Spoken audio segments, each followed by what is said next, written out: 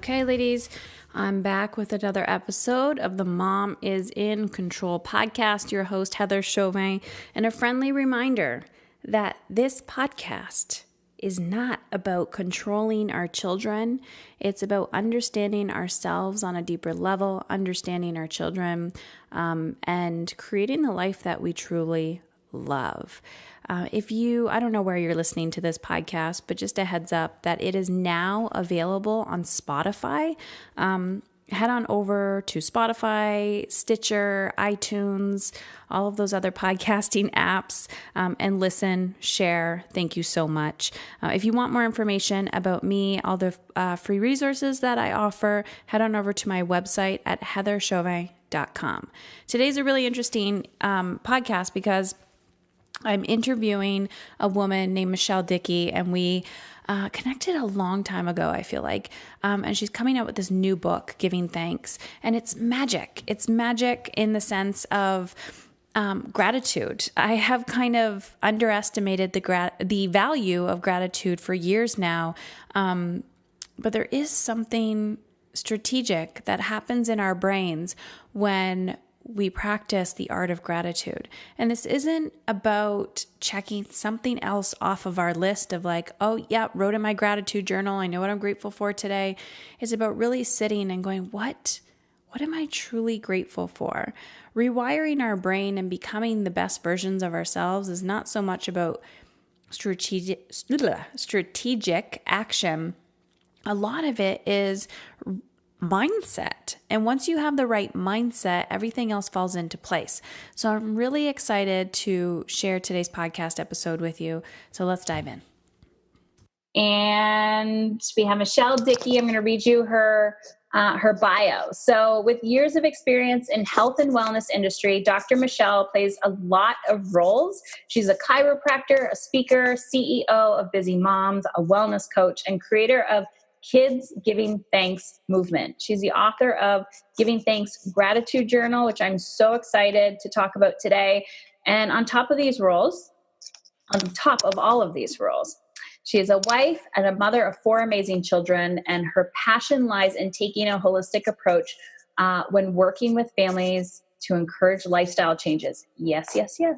Healthy habits and practice of gratitude. So let's talk about that. Welcome, Michelle. Thank you. I'm excited to be here and excited to chat about one of my favorite topics. Yes. So I want to talk about gratitude because it hasn't been until recent that I understand the importance of gratitude. I used to think it was bullshit, to be honest with you. So let's talk about that. Gratitude. Why is it so important? There's so many reasons why it's important. I think one of the main reasons why it's so important right now that I've seen in practice and talking to people is that there's a lot of negativity. There's a lot of stress. There's a lot of anxiety. I think our children, for example, are experiencing more stress, more anxiety, more depression than ever before. And there's just a lot with social media. I mean, it's great, but we're just always in what's happening, right? And so we see the negative things, and there's a lot of negative things going on right now. And so one of the only ways we can really combat all of this is through gratitude, right? It's, changing that mindset. It's changing, what we're focusing on, because what we focus on is what expands, right? What grows. And I have to say, I'm with you. At the beginning, I was like, this gratitude stuff, come on, especially when you're, I'm kind of science. And this seemed a little airy-fairy, to be honest, when I first kind of started looking at gratitude. But there is so much research now showing what gratitude can do and how it can impact your life. And that's really what kind of catapulted me to really delve into it. Is all the research, about, when you do gratitude, your marks improve, your relationships improve, your self-esteem improves, your outlook on life improves, your ability to get jobs improves. I mean, there's just so much out there, and it's simple in that, you don't have to spend a lot of money to do this. You don't have to, create some huge thing to do this. It's just a simple exercise that you can get into the habit of doing every day. I love this. So I know, during this conversation at some point, we'll talk about the specifics of how people can, how we can start practicing gratitude. And, it's so easy to say my children are so ungrateful. So we'll talk about how to teach our children gratitude. But I want to go back a little bit. Like, what led you? People always say, what led you to here, right? Like, why are you taking the holistic approach? What led you to having to find gratitude to get here in the first place? Yeah, I mean, I think that's a great question. And I think there's always a cumulative kind of storm, I call it, right? That it just converges and then everything comes together. But a couple of things, I think. One is I started doing a lot of personal development. And I started doing a lot of personal development just to help take my business to the next level, to just be a better mom, to be a better wife, to just have different relationships, right? And on that kind of personal growth journey, two things happened. One is I got certified to do personality assessments with people. And, so I thought, okay, great. Who do I start with? Of course, my family, right? So I get everybody to do an assessment. And what I found was that my children and my husband are the complete opposite to me. And you might be thinking, like, what does this have to do with gratitude? But it's coming. But it was in that moment where I thought, oh my gosh, like, I'm not being the best mom I can be, because what I was doing for my children was what I thought they needed and wanted, right? And, but they needed something different. And so it got me delving even deeper into, what can we do and how can we change things? And so that kind of really delved me into the personal development side of things. And then the second thing that happened was, growing up, I had a great family, but then my parents got divorced, and I didn't really have a relationship with my father at all. And, I then later on had things that happened in my life, going through a divorce and stuff like that. And I think it kind of eats at you a little bit. And I had to figure out, how can I focus on the positive every day? Because that's going to propel me to be a better mom, a better person, a better chiropractor, a better healer, everything. And that's when I turned to gratitude myself and started just practicing it. And I have to admit, I don't know if this has happened to you, but it went on autopilot. I literally started doing gratitude, but it was like, name 3 things that you're grateful for at the end of the day. And I just check it off the list. Right? You got it. It was like just my thing to do. And there was no emotion to it anymore. There was no thought process. It was just kind of same things, like, oh, my kids, my health, oh, thankful for my patients today, whatever. It was just not really emotional or authentic or anything anymore. And so that made me got thinking, because I think if you don't have that emotion behind it and that passion, it's not really going to work anyways. I think it's a waste of time. Talking about busy tasks, I feel like when you're into personal development, you can almost become this personal development junkie, like addict. And you're like, oh, okay, I'm drinking my green juice. I'm going to yoga. I'm running. I'm doing whatever. Okay. Yep. Check, check, check, check, check. And then when it comes to gratitude, it's like, if you're not feeling it, why do it? So how do we go from the shift? I know you're getting to it. I'm just so excited to hear it. Because I think this is the huge part, right? Because I think most people can relate to this, especially if you do gratitude. And so 2 things. One is, I thought, if I'm doing it, my kids should do it, right? And so I would just ask them. And I thought, because this happens a lot, is what my kids say will motivate me, because they say the best things always, because there's no filter on them and there's no all this garbage and background, right? And I'd ask them and they say the most beautiful things. But what I found is it was the most simple of things that they would say they're grateful for, right? It was like the squirrel running across the street that morning. It was, a lifesaver in their lunch pail that day. It was, maybe getting a good mark at school. It wasn't like these grandiose things that I was trying to think of when I thought of gratitude. And it was me thinking to myself, okay, you know what? Stop making this like a whole project where you just go into autopilot and simplify it down and just, think of the little things that you're grateful for. And when I started to do that, that's when it kind of shifted, right? Because the big things, yeah, we're grateful for. We're going to talk about them. But it was like getting into the little things like, I'm grateful for my backyard, or I'm grateful for this tree, or just these little things every day. Actually, it brought the passion back, if that makes sense. It brought the, because I'd think to myself, I'd almost play a little game, right? And sometimes we have to do that. We have to play games with ourselves to shift our mindset. And so I think, what little thing can I be grateful for today? Or what weird thing can I be grateful for? Or I just start asking myself questions, what thing is gross that I can be so thankful for today? And I trick myself into actually thinking about it. And then the emotion came, right? And, I do that with my kids if they don't know. I think, okay, tell me something so disgusting, like what's a bug you're thankful for, or that sort of thing. And then it gets them thinking and they get excited, right? And they'll go off on a tangent because they're so excited about it. So I think most of us are on autopilot. So it's like Tony Robbins says, right? You have to do that pattern interrupt, right? And, figure out a new way to do it. And so for me, and when I'm talking to gratitude with other people, I say, you know what? Ask yourself questions, little silly things, and focus on those little things of gratitude. That's how you're going to get the emotion. And then when you write, and I'm thankful for my health, or whatever big thing you want to do, if you even want to do that, then you have the emotion behind it, right? It's there. So I'm, okay. So sometimes when I'm not an avid, I like to journal, and I like to journal every day, but it's not always the same thing, right? It's not always one way of being.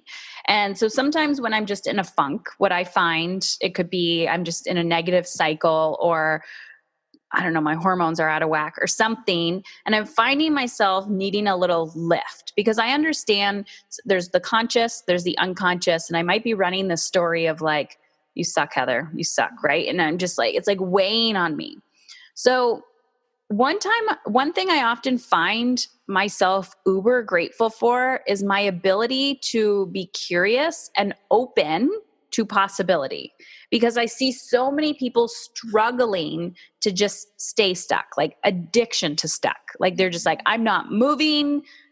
Gratitude, hate it. Green juice, dislike it. Yoga, nope. Like everything is like, nope, nope, nope. And I'm like, I would rub dog shit all over myself if I had to, if somebody told me that it was going to make me a positive person, right? Like I will try anything. Yes. So, but this concept of, because I completely understand, I know everybody listening who's ever put pen to paper and said like, I don't know, I'm grateful for my family. I'm grateful that I live in a country where, I'm safe. I'm grateful for technology because we can have these conversations. But how do you go from, and you just talked about it, but like, what is the mental process that's happening from like, I'm grateful for my family, but like, what about my family am I grateful for? And then I have to physically sit there and think about gratitude. Like, I'm just trying to figure out, how do I go from like, autopilot, life sucks, to, oh my gosh, I can walk outside. I was just talking to somebody about this. I can walk outside on a sunny day and go, I can hear the leaves. I am so grateful for this. I'm so grateful for the sun on my skin, and I can feel it. But back in the day, I was like, what are those crazy people talking about? Like, so how do you get there? Yeah, I think there's, a couple ways, right? So one is doing that pattern interrupt. So you have to break the patterns. So, in my book that I wrote for kids, which a lot of adults use, I ask a question, right? And it can be as simple as like, what is the most beautiful thing you saw today? Do you have the book with you? I do. I was going to say, it's gorgeous. I love the design. So it's this, and then every day, right, is a question. So I like to journal too. So that's why I use it. I just journal up here. My kids will draw a picture or whatever, but then it's a question. So what made you proud today? What can you do better than anyone else? What brought you peace today? So that's a pattern interrupt as far as I'm concerned, because you read the question and then you think about an answer, right? So yes, it's all about gratitude, but you're not just saying to yourself, what 3 things am I thankful for? Right. It's getting specific, and so that's one way. Number 2, I think, is just mindfulness, which we all need to practice more of, which is just being mindful of our surroundings, being mindful of on an ongoing basis what we're thankful for and what's positive in every moment, right? And that's just, I think, a habit that we have to learn. And that's why I call this book, it's a habit, right? It's a gratitude habit because you have to learn it, right? It's not natural for us to just want to do this. It's like brushing our teeth or, having our green smoothie or whatever. It's a habit. And so, for my kids and stuff, like we just, sometimes I have to say, hey, what are we grateful for on our hike or whatever, or just, I try to think of times where I can ask it, and I'm not perfect. It's why in my journal, I don't put the date, right? There's no date. It's just today is, because we're not perfect, right? And we're going to miss days, right? We might miss a day where we didn't do gratitude that day because for whatever reason, but we just carry on, right? We carry on and we carry on until it becomes more of a habit and it becomes more of something that it's easy for us to do. Right. And so I'm still thinking of the question that you asked, which was, what brought you peace today? You didn't ask me that question, but you said it. Yeah. And I actually have to physically think about it. And it could be that moment. Actually, I know what brought me peace today. That moment when my noon appointment got mixed up and I had 45 minutes in my calendar that was unscheduled. And I found myself sitting in this corner with the lights. No, there was no lights. It was natural light. The sun was coming in and I could, I was like, it was everything stopped and I could just feel the sun. But if you asked me, okay, Heather, you got to do your gratitude, check it off your list. I would have been like, I'm alive. Health is good. Kids are alive. Everything's well. But when you ask me those specific questions, I have to stop. I have to think. So what is happening in the brain? I love sciencey people because I'm not a sciencey person. So what is happening in the brain when I'm actually starting to think about these things that are creating a sense of gratitude in my being? Well, I think a couple of things are happening, right? Is we're producing neurotransmitters, right? We're producing these, chemicals when we think about it because they elicit a response, like a feel-good response in our body, right? So that's the first thing. Like even watching you describe this moment where you felt peace, you could see you felt peace. You had a smile on your face. You kind of sat back in your chair. Actually, you opened up your heart more. You were relaxed and you shared this, right? And it's because chemicals are being produced, first of all, that, relay this feel good kind of chemical to say, hey, you know what? Remember this. And that's why writing it down is so important because we can now go back and read these great memories that would take us back to that moment, right?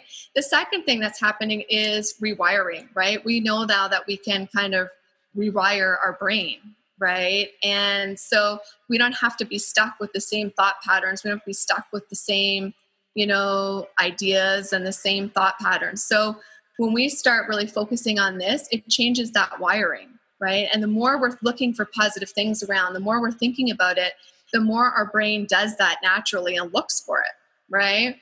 And then lastly, just as I said, when you said that your heart opened and, and I was talking from a chiropractic perspective that emotion is motion and motion is emotion, right? Explain that. All of that. So our emotions, right, get locked into our body. And when they get locked into our body, oftentimes, if we think of stress and anxiety, for example, we become tense, right? You can see it. You walk around, you're like, oh my gosh, right? Just think about it when you're stressed. Like you hardly breathe. You got shoulders for earrings. You're like walking around and you're just, right? And when you're like this, you have less motion in your body because you're all rigid. You're all tight. All of this is happening. And our body isn't meant to function like that. Our body's meant to have motion and fluidity, right? And function. And so, that's the first part, right? Emotion can affect our emotions. And then our emotions themselves can affect our emotion because if our posture starts to come down and in constantly, right? Maybe it's from work, or maybe somebody told you they were ugly when you were 5 or whatever, and you just started to bring your heart in, and heart in, then eventually, our chakras, if you want to think of it that way, or just our emotions can't get expressed as well, right? I always think about it and people can relate to this, when people are in pain, they come into my office, they're usually grumpy, unhappy, angry. You hardly even want to talk to them, right? But as they start to get more emotional, you hardly want to talk to them because they're projecting all their anger on you. And you're like, oh my gosh, you can feel it from a mile away. But then as they get better motion and their tension relaxes and they start to have more ease and movement and motion in their body, they change into these beautiful human beings that are so nice, and some of them are my favorite patients now that come in because they're just beautiful people. And it just goes to show how it just all interconnected, right? And so when we can work on this part of it, even, right, the emotions and all of that, it affects all of this. It affects our heart opening up, which affects our posture, which affects how we're moving. And then as we're moving better, it affects, how we're expressing our emotions. Like, it's all just part of the same thing. I love this. So you have convinced me to begin more with gratitude, because just for this reason, because my perception of it before, and I've listened to a lot of people talking about gratitude, but my perception of it before was just write it down. Write it down, write it down, write it down. But I often talk about rewriting your story. And this is exactly what you're talking about with gratitude. But in order to rewrite your story, we just discussed this, you have to stop and make a conscious, create that little pocket of time to go, what am I telling myself? That life is hard. I have no money. I have no time. You're just supposed to suck all the time. No shit. You're cut off. And when you're cut off, you're attracting that because people are sensing the energy of whoa, stay away. They're angry and miserable. They're trying to protect themselves. You're trying to protect yourself. The other person is trying to protect themselves. So I can see it. I can see how you have to physically sit there and go, wait a minute, what did give you peace today? Mm-hmm. And you're talking about, everything is shifting, you're changing. I like this. I really, really like this. So I can see the benefit of why teaching our children this is really important. I can also, especially when children are going through puberty or entering teenage years, because this is when, no one could pay me enough money to go back to that developmental phase. So what have you noticed in your children and children that you've been, using your book with?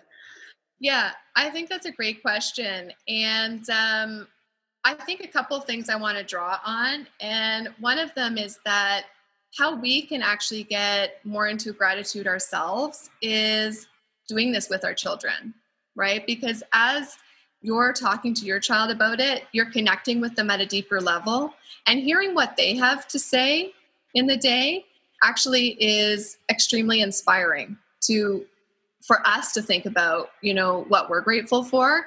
And that's actually one of the reasons why I wrote the journal, is because when I was asking my kids, what are you grateful for? Then I wanted to remember it, because they said the most amazing things, beautiful things. And I wanted to write it down. I was like, I'm going to write this in my own journal, because I was like, this is so great.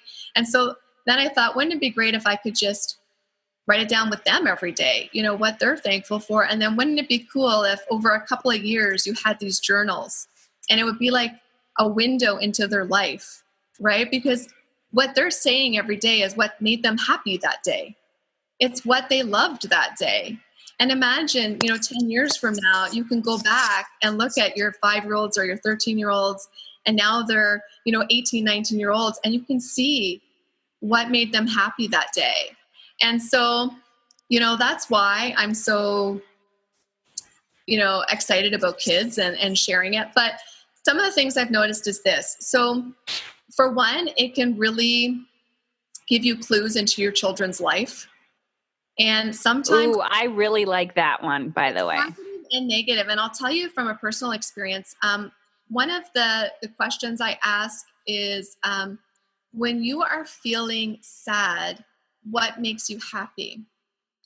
And one of my children wrote food.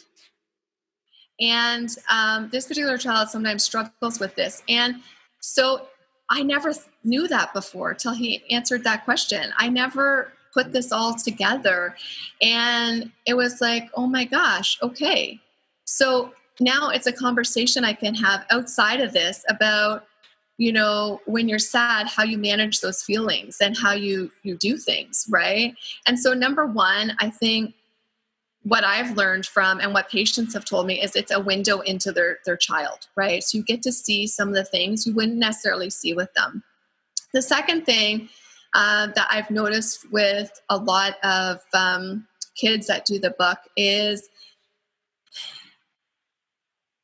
I'm going to say, at the beginning, it's hard, right? You just said yourself, this is not something you do on a regular basis. It's hard because it's a new habit. And so what I've learned is there's a learning curve for almost every child. It's like the green smoothie. It's like the whatever. The first time I did protein shakes with my kids, do you think they wanted to drink them? No.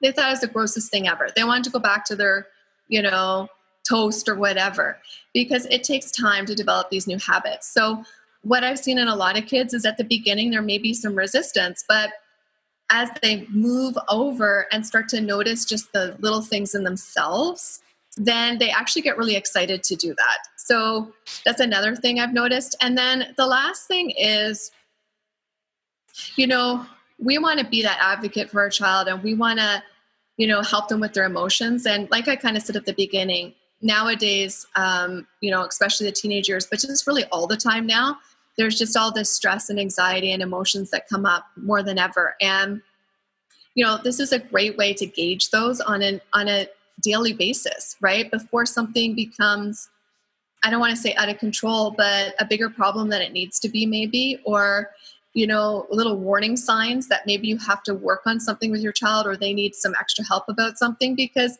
if they can't think of things they're grateful for, or if they can't answer those questions, or if they share that their days are just bad, they don't like anything, then, it's like a door opening to conversation with your child that probably wouldn't happen otherwise, because it's not natural in the flow and you're not sitting down taking the time to do it. So that's where I think the benefit with the kids really is, right? Awesome. They're just walking in the door right now. I'm just going to see. Oh, good. My dog is. Didn't bark like crazy. I have two dogs. No, my dogs don't bark. They're magic. And they're not like, I didn't abuse them to get that way either. No. Ellie, drop it. My dog is holding my purse in her mouth. Oh, mine has a shoe thing. Mine loves shoes. Oh my God. Mine loves slippers and underwear and socks. And then she poops them out whole. Not the slippers, but the socks and the underwear. Yeah, okay. The socks, I get it. So, gratitude. Love it. So while you were talking, this is what came. Thank you. I'm on an interview. So while you were talking, I was thinking about, again, the task, the to-do list. And one thing that came up for me was bedtime, right? The bedtime story, and how you get the written thing and the agenda of read tonight before bed. And then you're like, okay, I read you your book, go to bed, right? Go to bed. So I love this concept of gratitude. One, it creates the connection. Two, it's personal development for you and your child. It's not like, now my dog's drinking water like right by me. It's not you checking off the box of, I read to my child, I am a good parent. They're going to have literacy skills, right? It's about creating that connection, but you're talking about this in a different energy, right? It's a different energy. And I tell people this all the time, especially the women that I work with, like, this is the difference between doing and being, right? It's one thing to catch yourself doing this and doing this and doing this. It's another thing to say, I am all here for you. I am here. I am present. And I really love what you're talking about with, it gives you a window to opportunity, whether it's good or bad, but I don't want to associate with good or bad. No. It's giving you an opportunity to explore your child from the inside, understanding what are they thinking? What are they feeling? And I'm a huge advocate for every language is a behavior, or sorry, every behavior is a language. And they're constantly telling you things through their behavior. And so when we're wondering, why did this just explode in my face? It's because the signs were always there, always there. So I'm convinced I'm hooked. So where can people purchase this book? Because I'm getting one. Awesome. I love that. And actually in chiropractic, we call it present time consciousness. And it's about like being present at every moment. And I just want to end with that because I think it's so true, right? I'm guilty of it too, because we're busy, we're this, that, and the other. And it's like, okay, dinner, homework, bath, read, turn the light out. Like, you know what I mean? And it's just, we become like robots as we go through. And, you know, we don't stop to sometimes just talk and just explore. And that's where this really comes in. So, you know, I totally agree with what you're saying. So yeah, it's just Giving Thanks, A Children's Guide to Daily Gratitude. And you can get it on Amazon.com or Amazon.ca. So whichever you use. And that's probably the easiest way for people to get it. You can also go to my website, which is kidsgivingthanks.com. And the link's there for Amazon as well. I love it. And such a great gift. I mean, Christmas is coming up. The holidays are coming up. I'm always thinking about how can I give more consciously. I know giving is like, here you go. Now you actually have to use it. But then if I give it to my children, and they're probably not listening to this interview or watching it because I'm boring to them. But then we have to do it together. So I like this idea. Okay. I did it. I was just going to say, I just did a thing at my church actually on the weekend, and a whole bunch of grandparents bought it for their grandchildren for Christmas gifts this year, which I was so excited about, you know, because it's just that legacy, right? Yes. And creating shifts. We can do this at any point in our generational history. I mean, too often we're like, oh, I wish I did that. And we're living with regret, it doesn't matter where your children are. If you're a grandparent, a freaking great grandparent, a cousin, an aunt, an uncle, whoever, it's about making an impact and creating a legacy. So I want to ask you one more question, because this is what's coming up big for me. I'm just on a mission to kibosh this whole self-care is selfish. If it feels good, you're an awful human being, because that's just what society tells us. What does sustainable motherhood mean to you? Yeah, I think the thing is that what I see is that, I mean, I don't think I'd be over exaggerating to say that 95% of the people, of moms that come into my office are just, I don't like using the word burnt out because it's overused now, but just pulled at all these directions and in a real state of conflict right now, because I think more than ever, we want to be present, holistic, connected, you know, sustainable, organic. Like we are moving as a culture towards that, but we're still a culture of busyness. We're still a culture of two parents maybe having to work and getting our kids. Like we think we're a bad parent when we don't have them signed up for 15 different things and, you know, all these different things. Right. And so we're constantly in this struggle within ourselves where we want to be present, but we got so much to get done. And, you know, when I talk about sustainable parenting, I think there's two things. One is self-care is essential. I actually block it out. I did a talk on this the other day. I actually block it out in my day every day, and my kids see it. So they see in the morning when I'm going to do that meditation routine. You know what? I'm not perfect. You know, some days I don't wake up on time and whatever, but I do block it in. I block in when I'm going to do my yoga. I block in at the end of the night when I do gratitude, and I read and I do things. And if we're not full, if we're not happy, present, you know, people, then we can't give that back to our kids. And most importantly, we can't model it for our kids. And that's to me parenting, right? We need to empower our children. We need to create kids that, you know, can give back to society and be on their own and, you know, live a healthy, happy life. And so we need to model that. And part of it is self-care, because we don't want our kids, you know, not looking after themselves and not doing those things, right? So why would we do that? Yeah, I love it. Thank you. So people can find you. Just say the URLs again, even though you already said it. Yeah, it's at kidsgivingthanks.com. was probably the easiest way to track me down with this book. Perfect. Thank you so much, Michelle, for being here. I mean, you have me convinced that gratitude can rewire my brain and my children's brain, allowing myself and them to think more positive, which is exactly what we want to do in our lives. So you have me convinced. So thank you. And I'm so excited to share this with the community. And you rock.